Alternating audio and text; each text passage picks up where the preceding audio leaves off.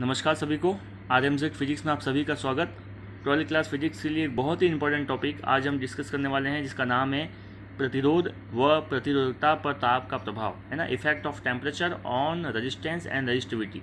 ये बड़ा एक कॉमन क्वेश्चन है जो बोर्ड में अक्सर आता है ये, तो उसको हम समझते हैं। देखिए, किसी भी चालक तार की जब हम बात करते हैं तो किसी चालक तार का जो प्रतिरोध जो होता है ना, ताप में वृद्धि करने के साथ बढ़ता है और ताप में कमी करने के साथ में घटता भी है।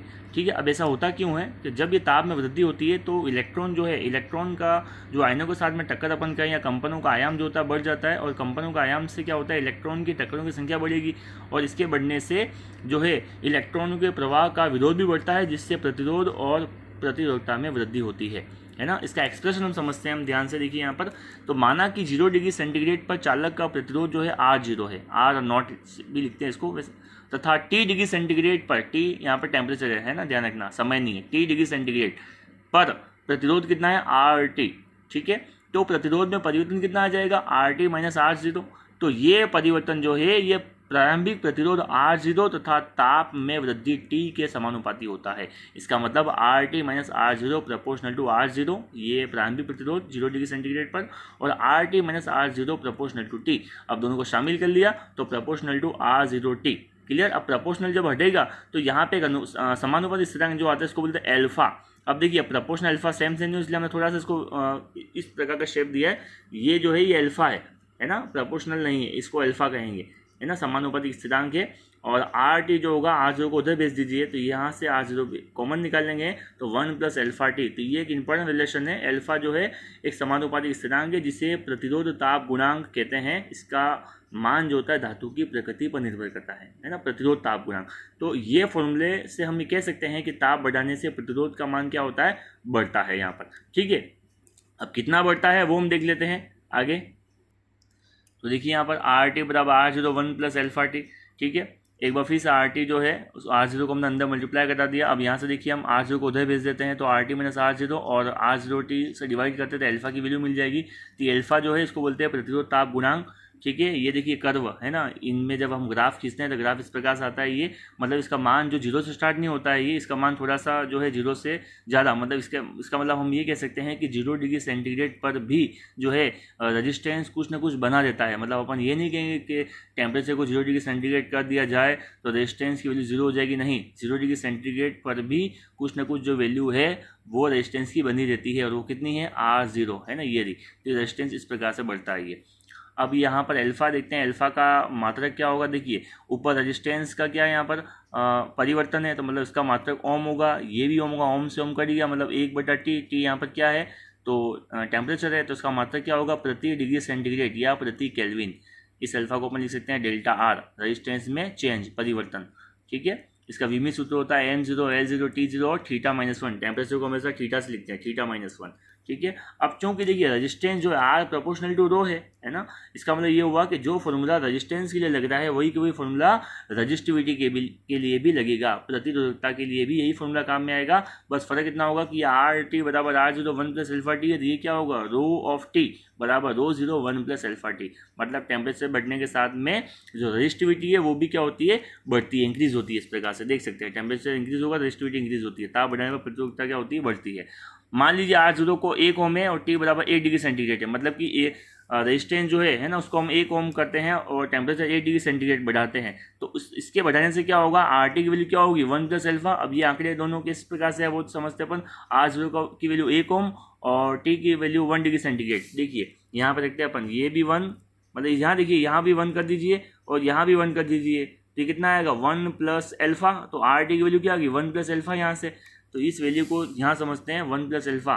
तो यहाँ से अल्फा क्या आ जाएगा, RT माइनस 1, है ना। इसका मतलब ये होगा कि यदि किसी चालक का प्रतिरोध 0 डिग्री सेंटीग्रेड पर 1 ओम है तथा 1 डिग्री सेंटीग्रेड ताप बढ़ाने पर उसके प्रतिरोध में जो भी वृद्धि होती है उसे उस पदार्थ का प्रतिरोध ताप गुणांक कहते हैं, है ना। क्लियर। मतलब ये है कि 0 डिग्री सेंटीग्रेड पर, है ना, अगर 1 ओम रेजिस्टेंस अगर अपन बढ़ाते हैं, 1 ओम जो रेजिस्टेंस हम करते हैं, तो उसमें जितना टेम्परेचर इंक्रीज हो रहा है ये, ठीक है, टेम्परेचर बढ़ने से उसका रेजिस्टेंस में जो वृद्धि हो रही है उसी को बोलते हैं प्रतिरोध ताप गुणांक।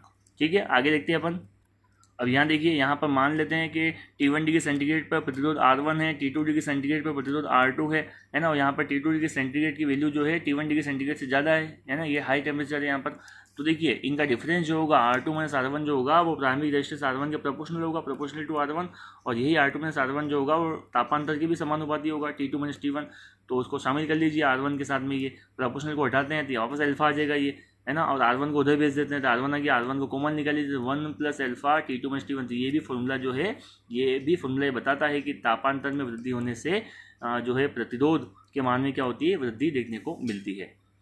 अब यहाँ पर कुछ मटेरियल लेते हैं, अलग अलग पदार्थ हैं यहाँ पर। उन अलग अलग पदार्थों के लिए हम देखते हैं कि ताप बढ़ाने पर उन पदार्थों में प्रतिरोध का मान किस प्रकार से ताप पर निर्भर करता है, वो हम समझते हैं। सबसे पहले बात करते हैं धातु या चालक की। तो धातु या चालक में हम देखते हैं कि जब उनमें ताप अगर बढ़ाते हैं तो प्रतिरोध में क्या देखने को मिलता है। तो देखिए धातुओं की प्रतिरोधकता जो होती है ना, प्रतिरोधकता प्रतिरोध दोनों सेम ही है, तो किसी पे भी हम डिस्कस कर सकते हैं। तो धातुओं की जो प्रतिरोधकता का जो फॉर्मूला होता है ये होता है M/N(E²)। यहाँ पर N जो है इलेक्ट्रॉन घनत्व है, E इलेक्ट्रॉन पर आवेश है, और टो को बोलते हैं विश्रांति काल। तो बिल्कुल कॉमन हम देख सकते हैं यहाँ पर कि जैसे ही किसी धातु में जो मुक्त इलेक्ट्रॉन जो होते हैं वो निरंतर गति करते रहते हैं। अब जैसे ही ताप बढ़ाते हैं, ताप बढ़ाने से क्या होगा, इलेक्ट्रॉन में टक्करें बहुत ज़्यादा हो जाएगी इसमें, और टक्करें ज़्यादा होगी तो उनमें लगने वाला जो समय होगा विश्रांति काल बहुत कम होगा। तो जैसे ही ताप बढ़ाएंगे तो विश्रांति काल कम हो जाएगा, विश्रांति काल के कम होने से रजिस्टिविटी क्या होगी, बढ़ेगी। तो रजिस्टिविटी बढ़ेगी तो रेजिस्टेंस भी बढ़ेगा। इसका मतलब ये है कि ताप बढ़ाने पर प्रतिरोधकता का मान क्या होता है, बढ़ता है। किसके लिए बढ़ता है, ये धातु और चालक के लिए। और किस प्रकार से बढ़ता है, तो इस प्रकार देखिए वेरिएशन इस प्रकार से बढ़ता हुआ हमें दिखाई देता है ये यहाँ पर। क्लियर। अच्छा, उनके लिए अल्फा जो होता है प्रतिरोध ताप गुणांक वो क्या होता है, धनात्मक होता है यहाँ पर। ओके, देखिए अगला जो है वो है मिश्र धातु, एलॉय।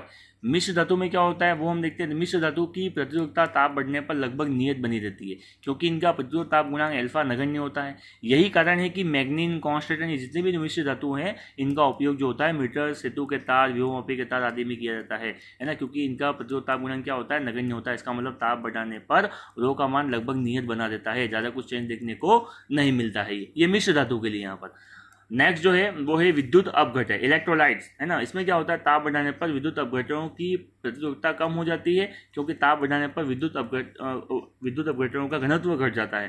तो बिल्कुल मैं देख सकते हैं अपन, टेम्परेचर इंक्रीज होने से जो रेजिस्टिविटी वो क्या होती है, कम हो जाती है। इसका कारण क्या है, क्योंकि डेंसिटी क्या होती है, कम हो जाती है यहाँ पर। फिर अर्धचालक, है ना, जैसे कि कार्बन, जर्मेनियम, सिलिकॉन, जितने भी जो पदार्थ है ये अर्धचालक पदार्थ होते हैं, जिनकी प्रतिरोधकता ताप बढ़ने पर क्या होती है, घटती है। ताप बढ़ने पर ये घटती है, इसका मतलब ताप बढ़ जाता है, रो की वैल्यू कम हो रही है यहाँ पर, क्योंकि इनके लिए अल्फा क्या होता है, ऋणात्मक होता है यहाँ पर, है ना। प्रतिरोध ताप गुणांक का मान ऋणात्मक होता है। अब ऐसा क्यों होता है, क्योंकि ताप बढ़ने पर अर्धचालकों में आवेशवाहकों की संख्या बढ़ जाती है, और जब आवेशवाहकों की संख्या बढ़ जाएगी तो विश्रांति काल क्या होगा, कम हो जाएगा, है ना। टक्कर बहुत ज़्यादा होगी इसमें, विश्रांति काल टक्कर में लगने वाला समय कम हो जाएगा, और वही समय कम होगा तो फिर से हम कहेंगे रो की वैल्यू बढ़ जाएगी यहाँ पर। क्लियर।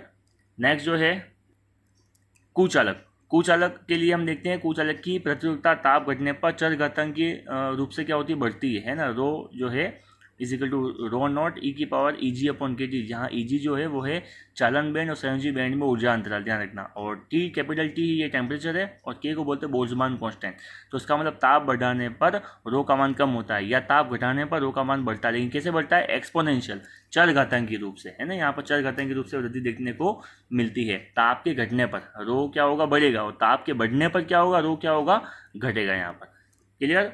तो इस प्रकार हमने इस वीडियो में जो है प्रतिरोध या प्रतिरोधकता की ताप पर निर्भरता को हमने समझा। तो आई होप आपको ये समझ में अच्छे से आ गया होगा। अगले वीडियो के लिए बने रहिए हमारे साथ में, और चैनल को सब्सक्राइब करिए, और लाइक और शेयर भी करते रहिए। धन्यवाद।